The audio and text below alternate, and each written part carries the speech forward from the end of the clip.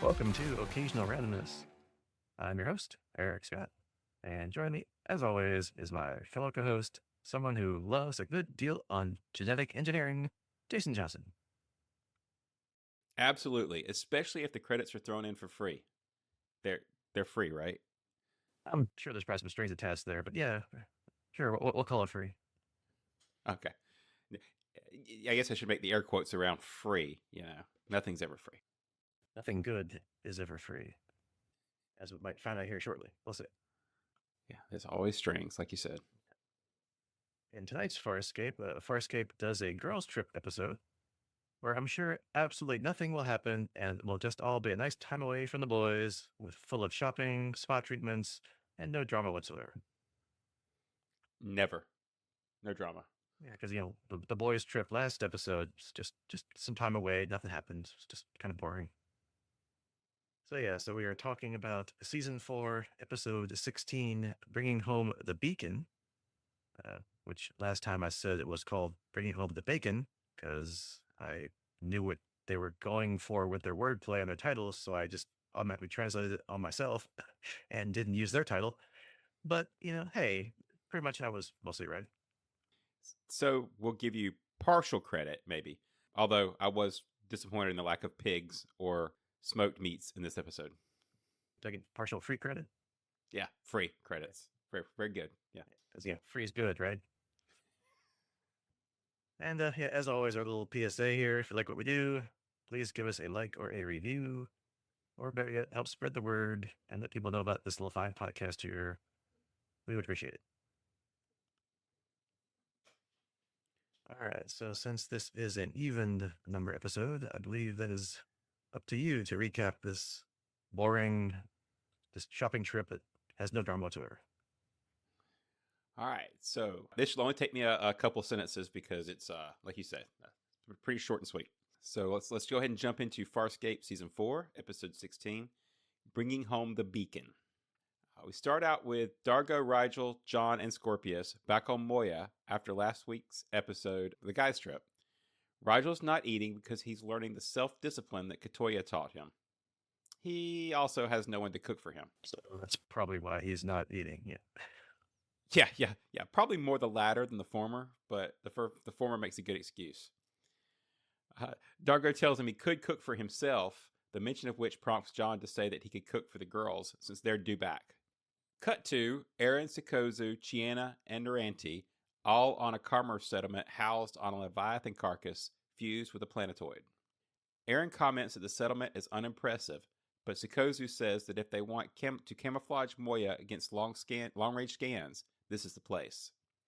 She explains that several outlawed mods are sold here, and the stalls also sell genetic modifications, spatial blending with all the documentation to go with it. They bump into a man, and Sikozu tells him that they want to see Rekka. The man feigns ignorance, but Sikozu tells him that she knows he's Rekka's negotiator, and she knows that they make deals in this place. They are brought to a private table and have drinks served to them, where Sikozu says they want sensor distorters. After giving her the runaround, Naranti sips one of the drinks and warns them not to drink them because their drinks are drugged.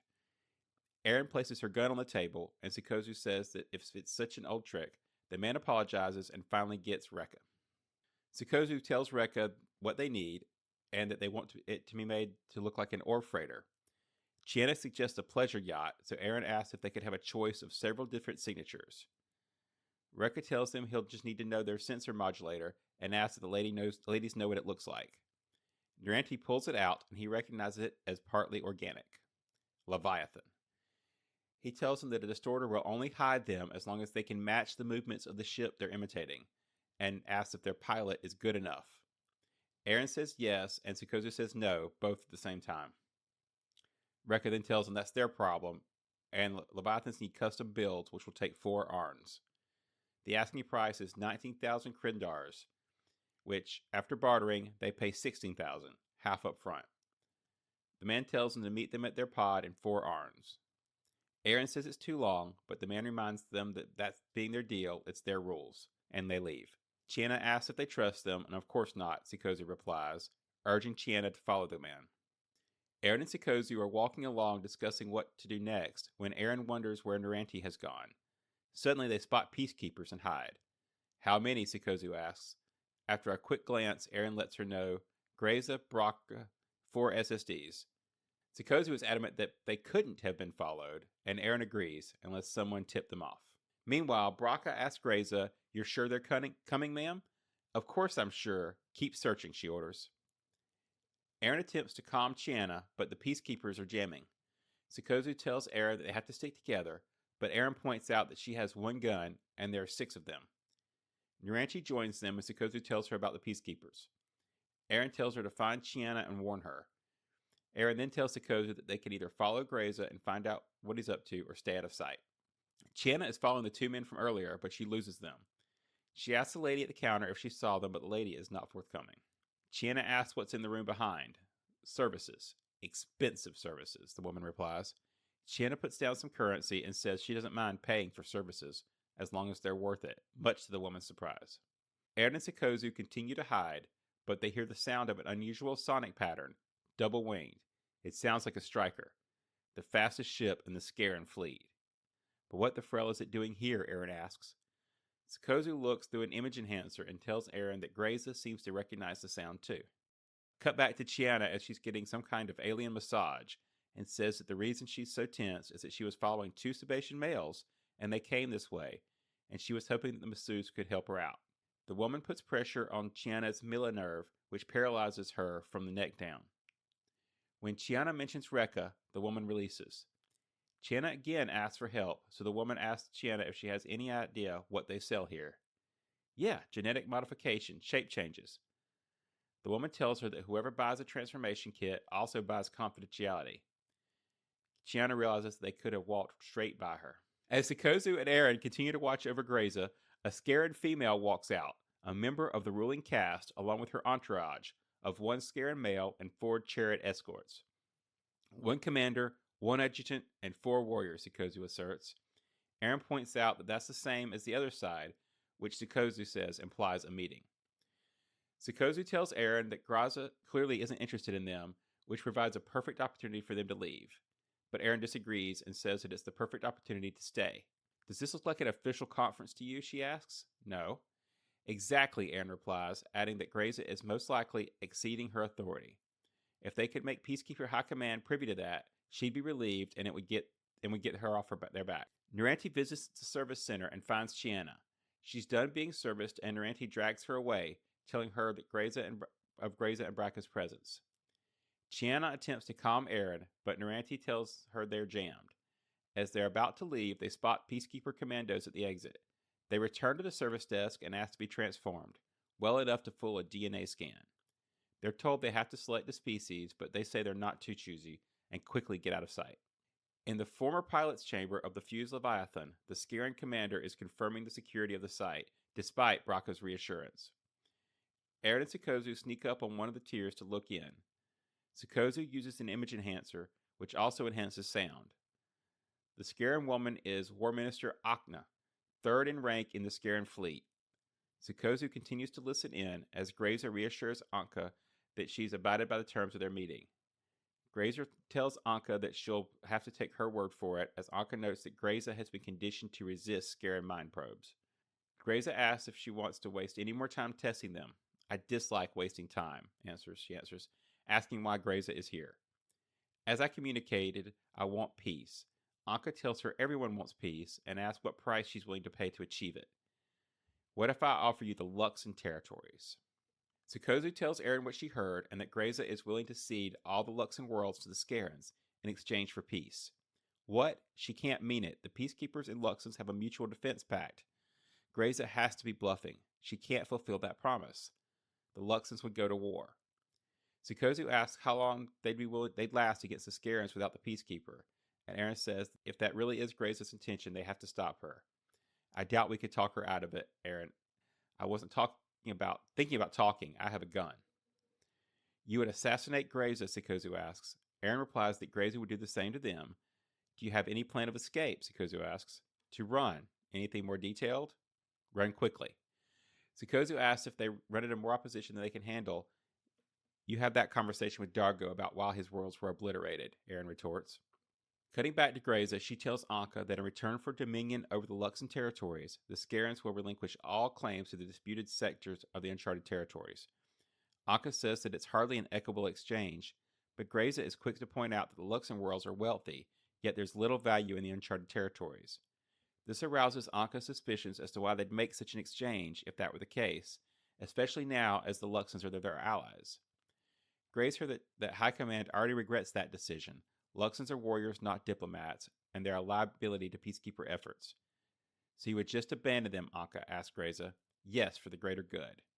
Graza adds that they're aware of how long the Scarans have coveted the Luxon resources, and Anka retorts that they're aware of how long the peacekeepers have coveted all the room in the Uncharted territories. Graza tells her that a costly war would be averted, but Anka doesn't think Graza would ever get support from the High Council for the treaty.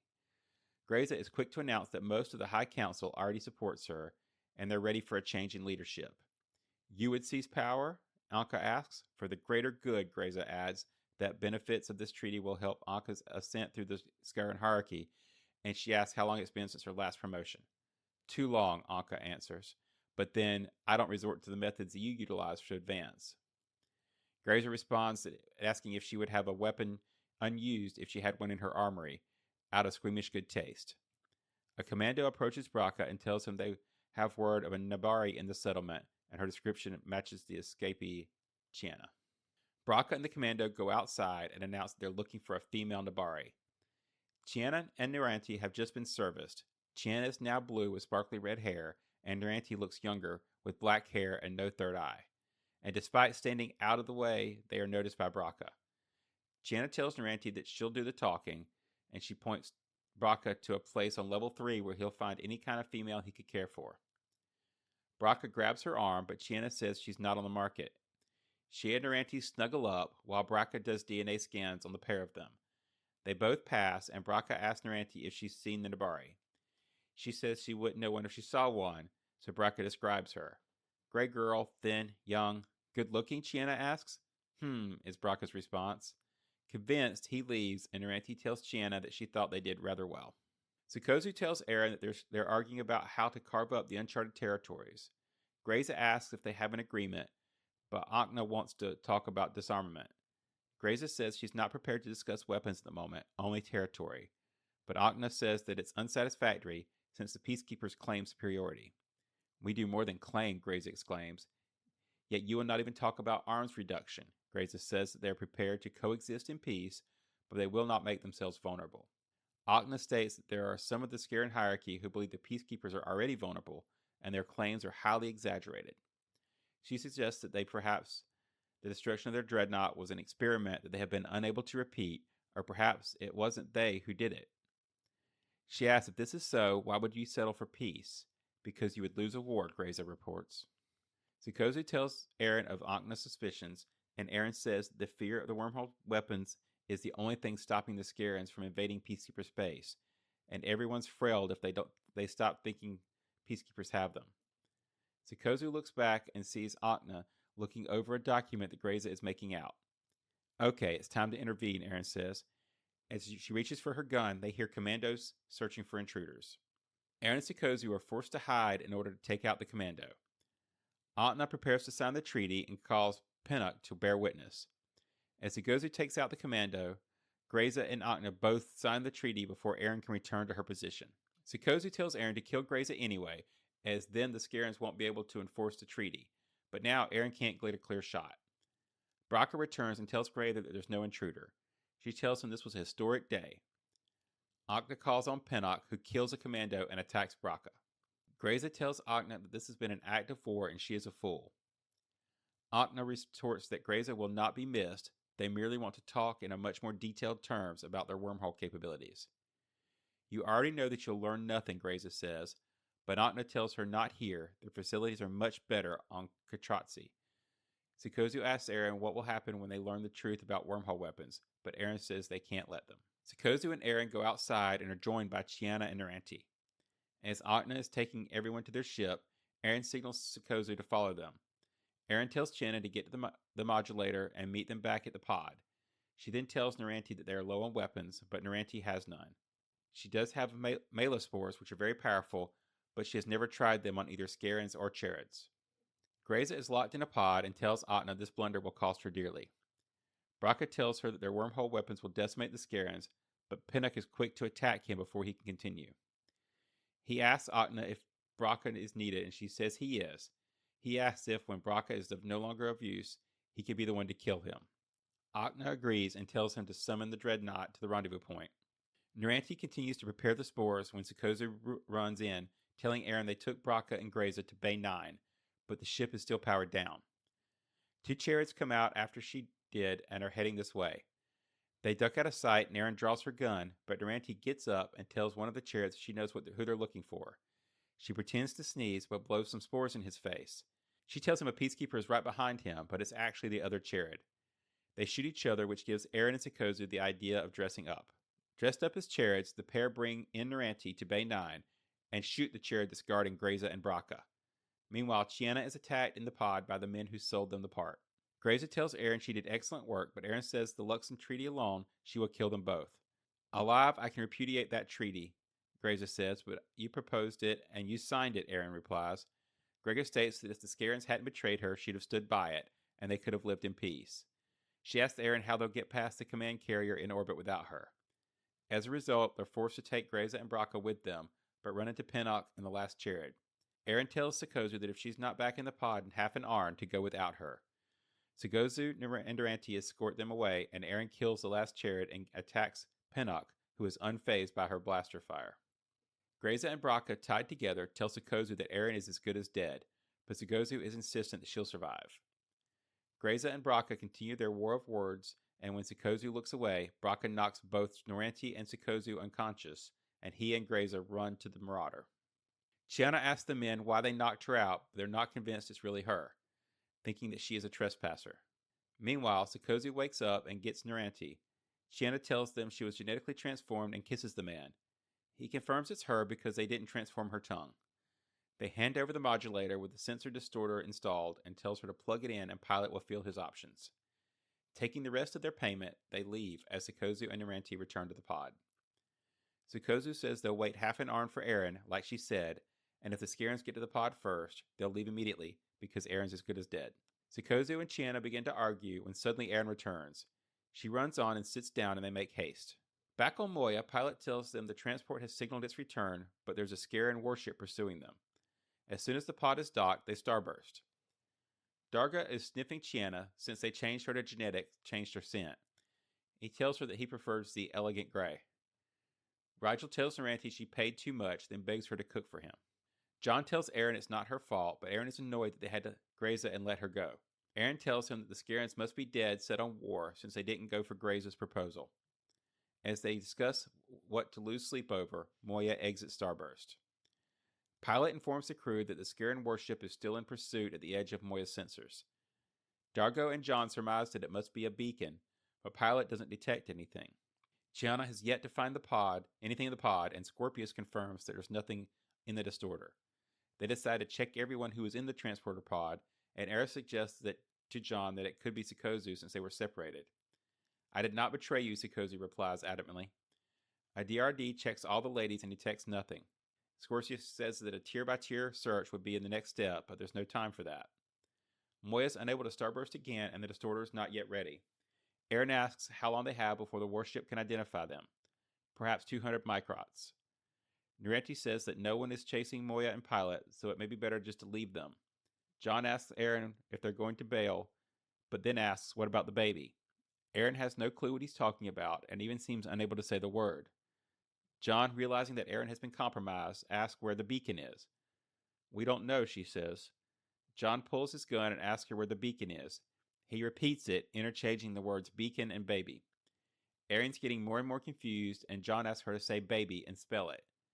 John starts reciting the alphabet, but Aaron is unable to respond, and John asks, where's Aaron? Aaron. She reaches for her gun, so John shoots her in the face, revealing that she is a bioloid, a cross between a robot and a person. Scorpius is temporarily patched in the distorter, so Kozu tells Pilot to imitate a Scaren ore freighter and to mimic its movements. The Scaren warship signals them, and Scorpius recognizes it as the mother tongue. Sikozu replies to them, and the warship leaves. She tells Dargo that she told them that they saw a Leviathan pass by a moment ago and thanked them for scaring it away. John kneels down before the body of the bioloid Aaron, now fully aware that the real Aaron has been captured by the Scarens. Sukozu finds the homing device and what's left of its neural processor. She comments that the device confining Grayza was not meant to transport her, but to replicate her. Scorpius confirms that the Peacekeepers know about bioloid technology, but have never encountered one. The original intention was clearly for Grayza to be duplicated, so her bioloid could spy on the Peacekeepers, while the Scarens were free to torture Grayza without worrying about rescue attempts. Having failed with Grayza, it seems Anka intended for the Aaron duplicate to capture John for the Scarens. Sukozu seems to feel guilty that Aaron was captured while she made it back to the transport pod. As John lingers over the bioloid body of his beloved, Dargo tells his friend that they won't give up on rescuing Aaron, reminding him that they may be taking her to Katratsky once they intended to take Grayza. John, still in shock, replies that Aaron could be anywhere, but Dargo assures him that they won't leave her in the hands of the Scarens and will rescue her no matter what. He leaves John, mulling over the bioloid body and looking out at the vastness of space, knowing Aaron is out there somewhere. Little trivia for this episode. The title was suggested by director Rowan Woods, so he won the bottle of whiskey that goes to the namer of each episode. Francesca Buller, Ben Browder's real-life wife, based her performance in part on Cate Blanchett's performance as Queen Elizabeth I in Elizabeth and Alice Cridge's performance as the Borg Queen in Star Trek First Contact. Rebecca Riggs enjoyed being able to rehearse scenes with Buller, but neither recognized each other that evening once out of makeup. The original plan was for the episode to be set on a relaxation planet, but the production constraints forced it to be on a dead Leviathan. Tim Ferrier redressed all of Moya's sets. And finally, Gigi Edgley's original altered makeup was so extreme that no one on set recognized her. All right, so Bacon or Beacon, we had a good bit of subterfuge, antics, and plot progress. What'd you think about this, Eric? Yeah, I mean, I liked it. It was a good episode. We're back to the usual Farscape formula that we mentioned was somewhat missing from the Guy Strip episode last time: comedy, action, and crew drama. So the comedy part was back in force here, and the ending was good and sets up another go rescue a abducted crew member episode, or episodes as we might find out. Yeah, I guess some quick highlights. I thought when I first saw Grayza and Braca, I'm like, no, this is too much of a coincidence that they tracked half the crew down to this Leviathan planetoid thing, and that would have been really disappointing if that was the case. So good job with the fake out there while they were there. Although if then you think about it a tad bit more, which again you shouldn't because script and plot reasons, why of all the places you could possibly go to meet with the Scarens, why exactly here? But hey, like I said, plot drama. So what are you gonna do? But still, it was a good episode.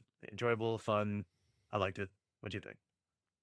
Yeah, pretty much the same. I really enjoyed it. I was thinking as I did the recap, kind of about. I was thinking I was doing the recap, kind of about that same thing about the fact that you can't really think too hard about the limited number of spaces they have to kind of have in tormented space. I mean, it's this vast space that's supposed to be really hard to navigate, but yet we always end up in the same place. But I think they could have solved it with a quick throwaway line about our cover story to high command is that we're here for something, looking for a modification or something that was specific to that area, so that you could have an excuse of why they're all in the same place. But even that would kind of you just kind of have to go with it. So I agree. You just Or if it's like something like this is the like out of the way place that people go for illegal things, so no one's going to report you or comment that you're here. So that's a great place for a secret meeting, which isn't secret because they're all walking around there and everybody knows. Oh look, Scarens. Oh look, peacekeepers. yeah, I mean, at least the peacekeepers could blend in. I mean, Scarens are pretty obviously Scaran, especially when they're the royal group. Yeah, So true. it, I don't know. Like you say, if they just get out of uniform, a peacekeeper is just another human. But even though they're Sebastian, I know, but you know what I mean. Looking, whereas anyway, yeah, Yeah. I think we've got that one. Again, don't dwell on it. Just go with it, right? So, right. yeah, and yeah, I guess going into some more of the good parts here. I like the opening bits with the girls getting the meeting with Rekka. They're doing the usual opening negotiation dance of like, I'm here for this guy. Who? Yeah, we know who you are.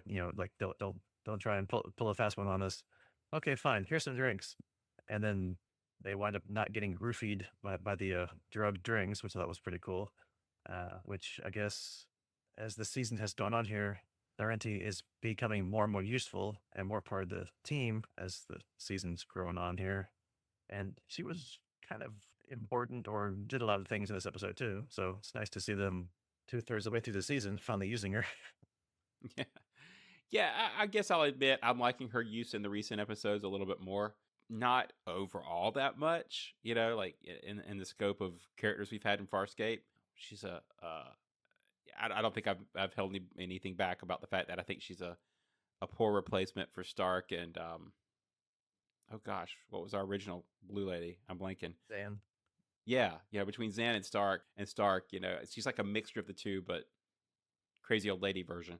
But yeah, I think you're right. Recent episodes, it's gotten better, and if they keep on the trend, I won't mind as much by the time we hit the season's end.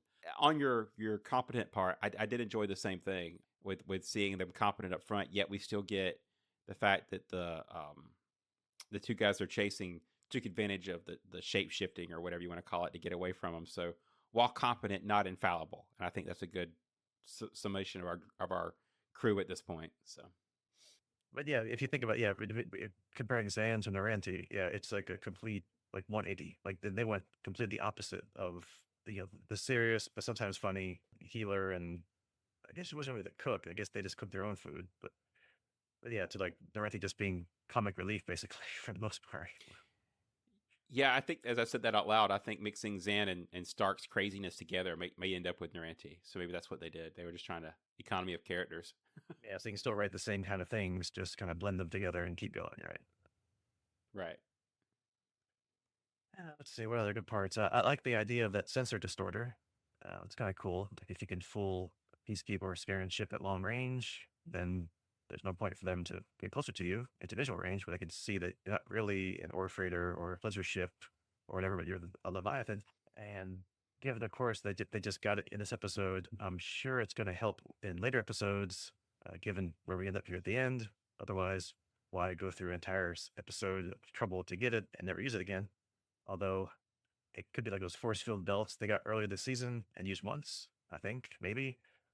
And of course, the energy shield that they got from way back in season 1 that they used once before it blew up. So, but yeah, I'm sure it's going to come into effect here later.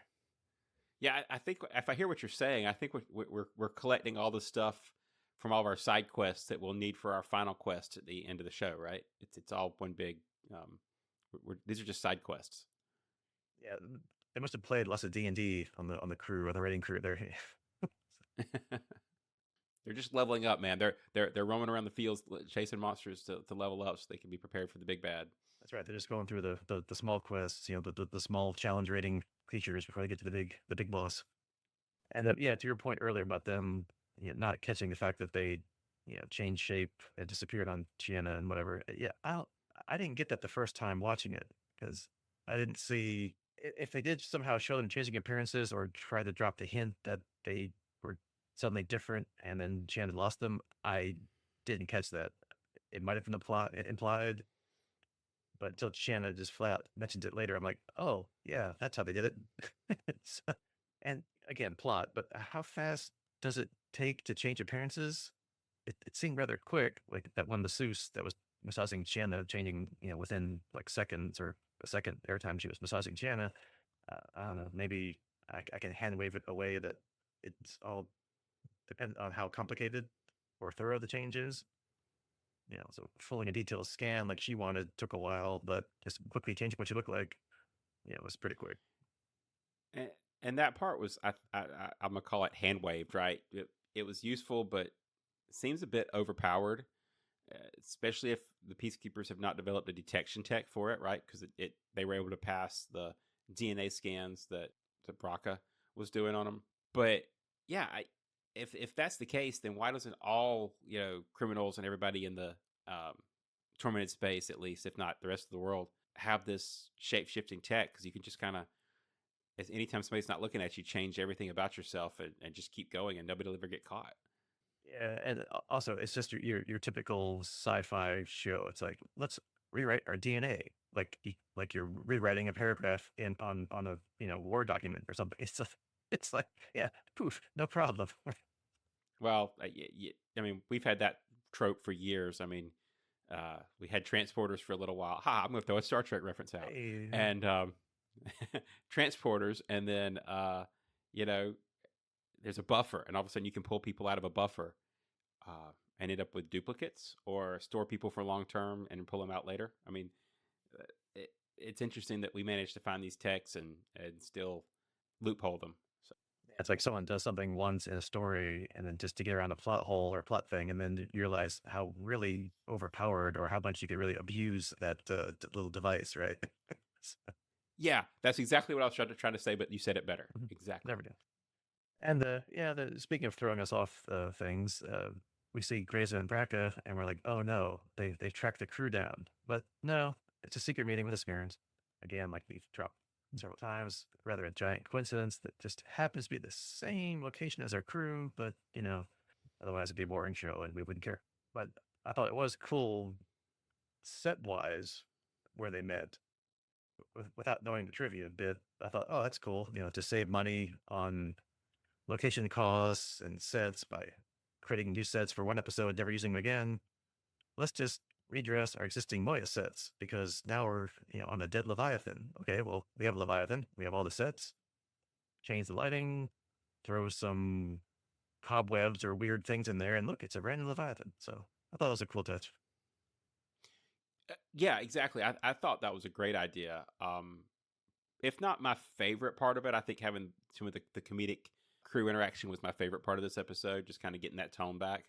But of the specifics of this episode, I really kind of glommed on to the idea of having this Leviathan, kind of like a what was it, Nowhere from Guardians of the Galaxy, where you had the dead Celestial that they were inside the head of, or whatever. If they built a city or a civilization inside the head of the Celestial, you've got a bunch of these Leviathans just all over the galaxy or tormented space or whatever. Now, and yes, I know they have their graveyard and uh, respect to the carcass of the dead Leviathan, but why not use their remains, to do something like this, to make a habitable spot, even if it doesn't have the propulsion and life support stuff. If you can anchor it to something like this planetoid, you get a whole living area out of it. So I thought that was really cool. It's a good idea and selling point of, hey, come to this place and get some good stuff, and people know what that space is because it's unique. Although maybe it's too unique if you're selling illegal things to be like that obvious about, but whatever. Well, that kind of backs up my Nowhere reference, right? Because that was also a place where the collector was setting up some kind of off the books collection. Speaking for a little fake out here, what do you think about the whole Peacekeeper Scarin meeting? Seems each participant there has their own ideas.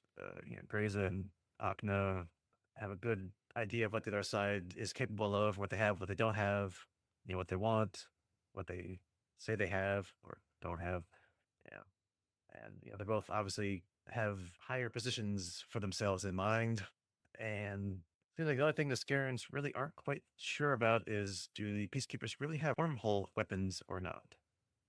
I like the backroom deal. The part that kind of broke down or confused me and I left me with a whole lot of questions is if they actually have the authority to make that kind of treaty, because you kind of have like top tier generals or third in command of the third in command of the worlds, whatever, but they don't have the ultimate authority. So the ability to actually make these kinds of decisions, if they do sign it, would it hold up? I know Graza mentions that she's already got plans to kind of assume power, but until she does, this is an unenforceable treaty. So I don't know. I just felt like we were kind of making a deal without the authority to do so. I questioned it. Yeah, because like I think the words in the recap were something like she has approval from the High Council, but then she's going to become the head of it. Well, I wonder how many of the High Council, right? Do you have just a couple people or enough maybe to like sway a vote or throw a coup? I don't know how that works, because we haven't like seen the High Council before. So it doesn't sound like she's bluffing, but it doesn't sound like it's like on the up and up either. So there's some kind of coup going to happen probably with that. And then the Scarens, I have no idea because we have no idea what the hierarchy is other than there's like these royal or what they call elite Scarens, and then she's apparently third in charge of the fleet. So yeah, can she really make this deal? Right? Yeah, it sounds like they're getting ready to dissolve the Senate. That's what I'm getting out of this. So Yeah, I think this is around the time Phantom Menace came out, right? Like 2000, early 2000s. Not that they would probably yeah, pull that from that, but yeah, I get that vibe. Yeah.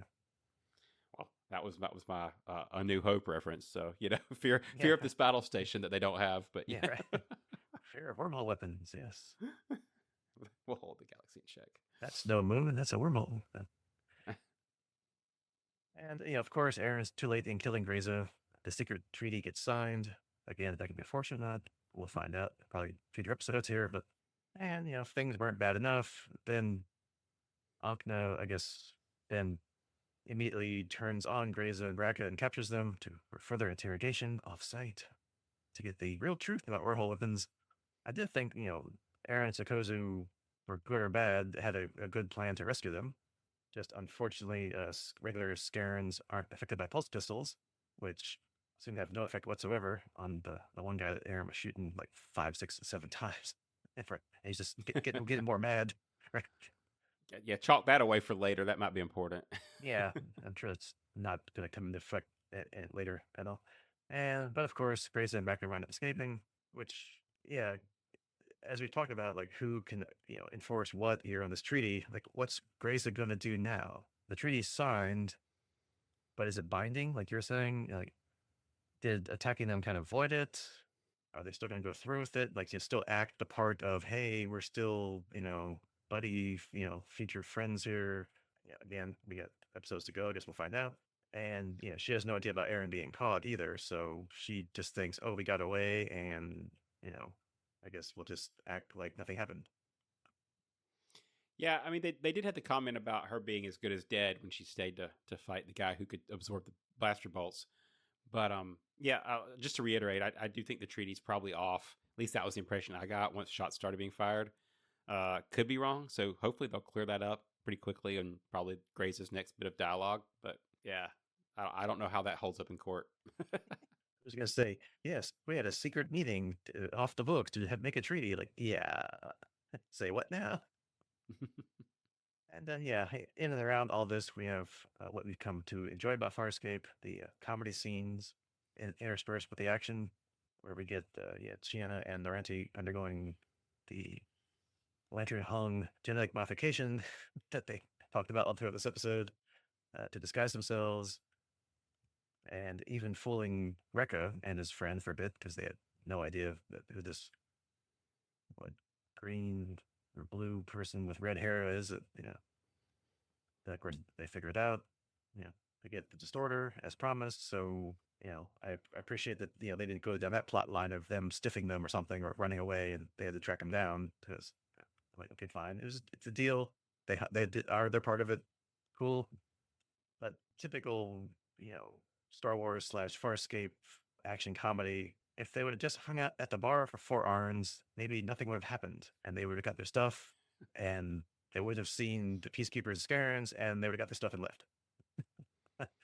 and Grayza and Braco would have been captured and replaced with Simuladroids or whatever. So yeah, yeah, because no secret meeting will happen at the bar they're in. So, but oh well. But at the life model decoys. That's what yeah, I'm there going we to go. call them. LMDs. They're LMDs, yeah. And yeah, how long are these modifications that Chiana and Renti had going to last? Because at the end of the episode, they were still modified. Of course, the answer is it ends at the end of the script there, and probably won't be in the next episode. Although if they really wanted to keep going with the funny thing, they do it next time just to mess with us. Yeah, but there's probably a lot of effort in the makeup. Although, what I would probably like to see is like an in between, like make Chiana gray but give her red hair, kind of mix it together. Take like 2 or 3 episodes and just kind of slowly put her back. That'd be kind of fun. Like give Renti her third eye back, but she still has the black hair and looks younger or something. Right. Yeah. Exactly. I have to admit though, they did a good job with the makeup because I was confused for a minute. I guess I missed the part about it didn't click that they were getting to genetic modifications, and I was like, is that supposed to be Chiana? Is it just another person with the genetic modifications? And I could tell it was Gigi Edgley, but did they throw her in? Is she supposed to be a different character, or is she supposed to be Chiana? That was the part that I wasn't sure on until they kind of spelled it out for me, because I was like, what am I trying to watch here? Yeah, I can see why the trivia said that the crew was kind of fooled or the actors were fooled. So yeah, it's like it was pretty good. Hats off to the makeup department on this one. Yep. And they waste no time in telling us that or proving to us that the distorter works, and they paid for. They fool the scare and ship, and it leaves before it gets into visual range. Although, if I have to nitpick this scene, it's when the Scarens were talking over the comms. Why wasn't it translated? Translator microbes work with other Scarens talking, like we saw with Akna and other past shows with Scarens.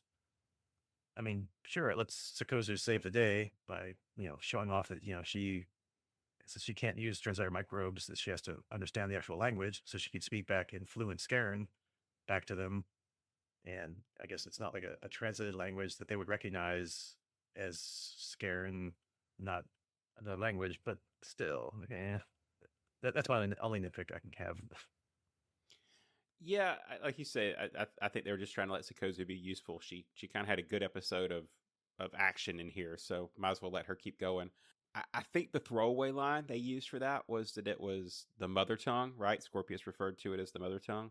So maybe what they can speak and be understood by the microbes is not the root Scaran language, and that the root Scaran language, the mother tongue, can only be spoken natively. The microbes can't handle it.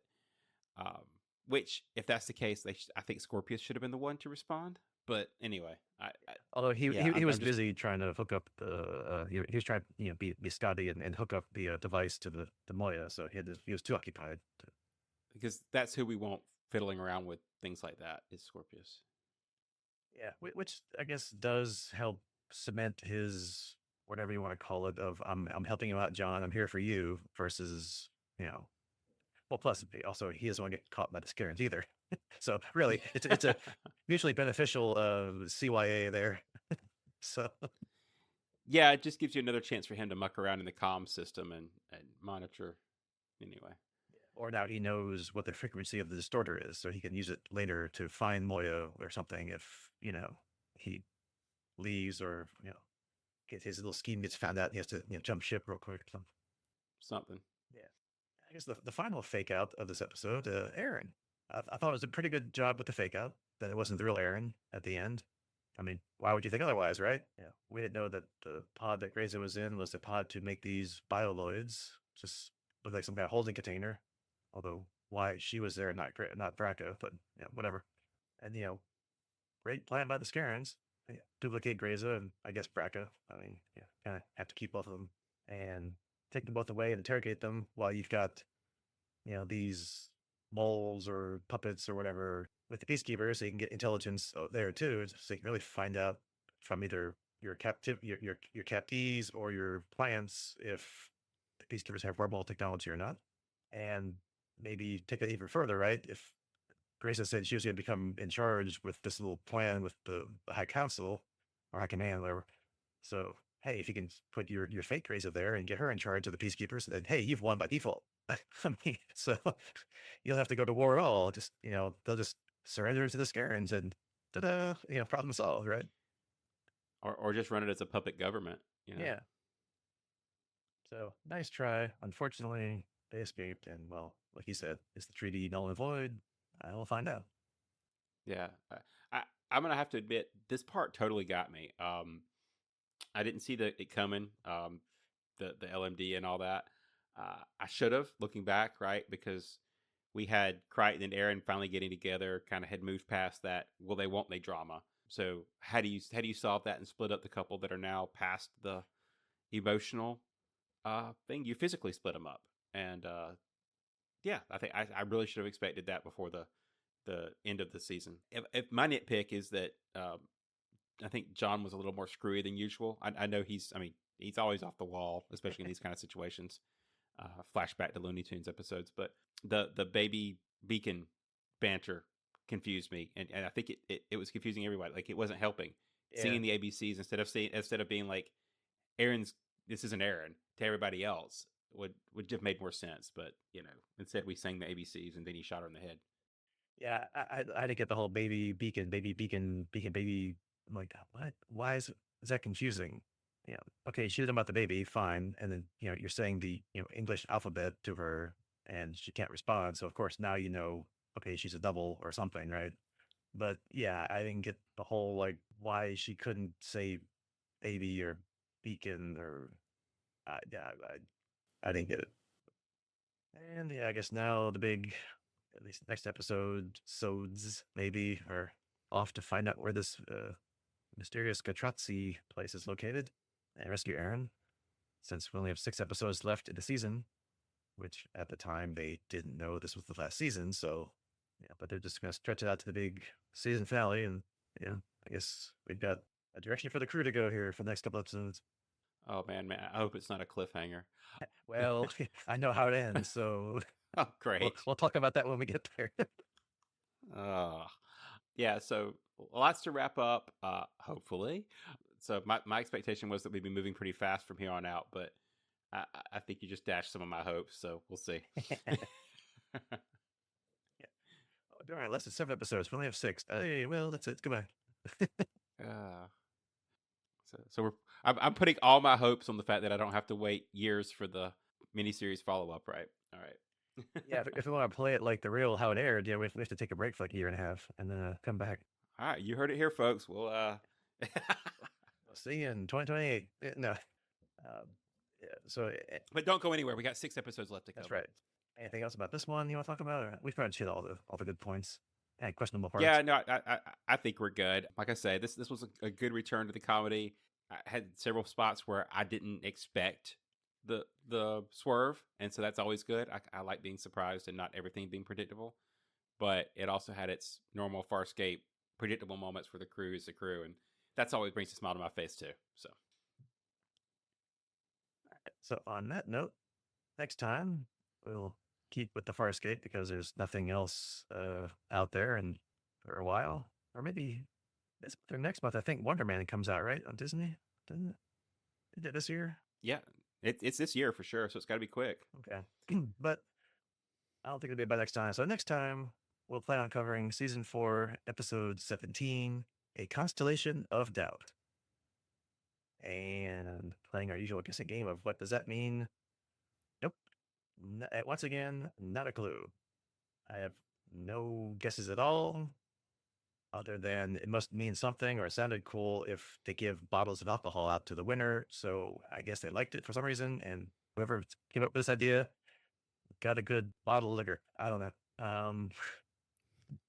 I guess if you want to, just progress the storyline, I'm gonna guess it's about trying to find where Katratzi is. Other than that, I guess we'll find out if it's a pun or something next time. I don't know. Yeah, so it's going to be a lost a planet Master Kenobi has. He's going to have to go find some younglings and figure out where the no. Yeah, we're going to be looking for a constellation, right? That's obviously what we're going for. But given my past success at these guessing games, that's probably in doubt. So maybe it's a inside a necklace on the cat. Yeah, that's. Ooh, good one. I like that. We're back to Men in Black. If you haven't seen it, it's on Orion's belt. Yeah, there we go. Yeah, literally, it's on. Sorry, spoiler from a movie from really long ago. Yeah. I'm not doing the math. No, yeah, I'm not gonna go look it up because, yeah, we're lazy here on occasional randomness. Less than that, it'd be depressing to think of how long ago that was. Yeah, because I still think the 90s is like 10, 20 years ago, and no. Yeah. 20 years ago was the 80s. 10 years ago was the 90s. Exactly. And everything else is current. Yep. Mm-hmm. Yeah. I just got out of high school and college not that long ago. Oh wait, no. What reunion is coming up next year? Yeah, I don't know. Talk about. And on that note, that's your homework for next time, and we'll see you then. Goodbye. Goodbye.